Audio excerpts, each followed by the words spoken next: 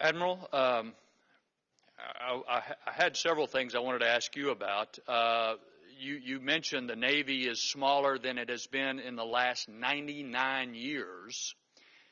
But I want to ask you about a story that came out yesterday that you don't mention in your testimony that says, according to the Navy, 53% of all Navy aircraft cannot fly. And that is about twice the historic norm. If you go to F-18, 62% are out of service, 27% in major depot work, and 35% simply awaiting maintenance or parts. This is a press story from yesterday in Defense News. Are those statistics accurate? Yes, sir, they are. It's a little hard for me to know what question to ask next. 53% of all Navy aircraft can't fly, and 62% of our strike F-18s can't fly today. That's our status. Yes, sir.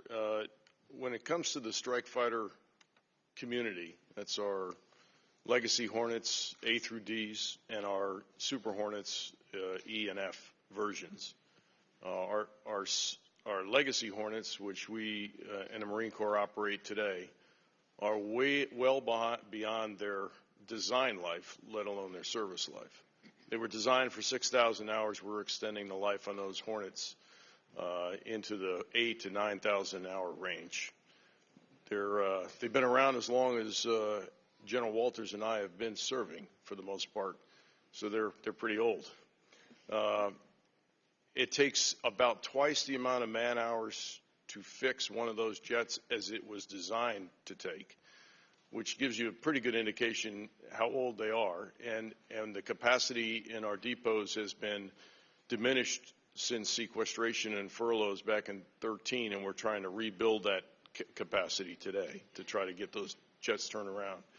So on a typical day in the Navy, about 25 to 30% of our jets and our airplanes are in some kind of depot maintenance or maintenance which does not allow them to fly. So your statistics of twice that amount or two-thirds today is a reflection of how hard we've flown these jets over the last 15 years.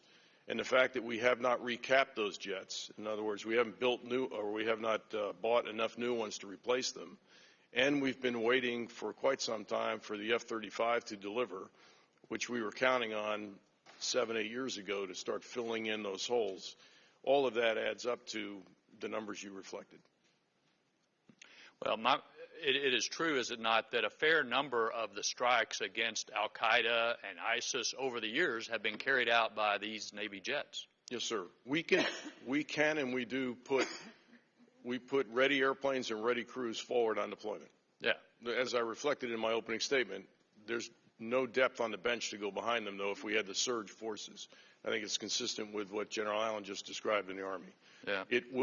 We will be late to get there if we want to have full-up equipment to get to the fight in the future.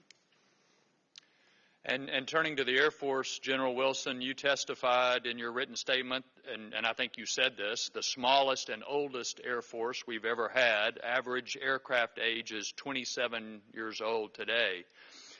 But you go on and talk about the pilot shortage, where at the end of fiscal year 16, we were 1,555 total pilots short and 3,400 aircraft maintainers short.